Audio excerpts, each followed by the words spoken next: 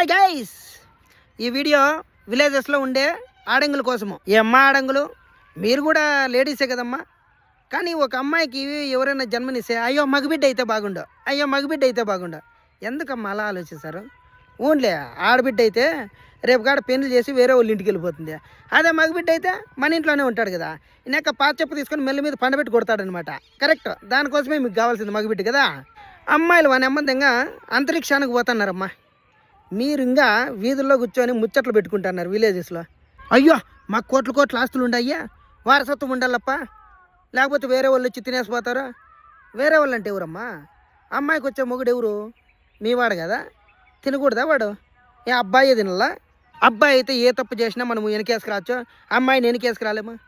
వెనకేసుకొచ్చేది కదమ్మా, మనం పెంచే విధానాన్ని బట్టి ఉంటుంది. అంతేగాని ఇష్టం వచ్చినట్లు పెంచేసి అయ్యో అమ్మాయి తప్పు చేసింది, దీన్ని ఇంట్లో నుంచి పంపించేయండి, ఇది కాదు.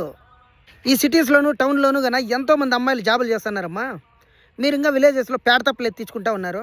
అమ్మాయి అయితే ఇంటికి మహాలక్ష్మి పుట్టినట్ల. వానమ్మ ఏంటికమ్మా అబ్బాయిలు మాకు నా కొడుకులు. అవతలకి నడి రోడ్డు పైకి ఈడు చేస్తారు మీతో. గుర్తుపెట్టుకోండి నా కొడుకులు. నేను నా కొడుకే, నాకు కూడా తెలుసా. నేను అట్లా నా కొడుకే అవుతాను ఫ్యూచర్లో. చెప్పలేమో నా కొడుకు పరిస్థితులు ఎట్లుంటాయో.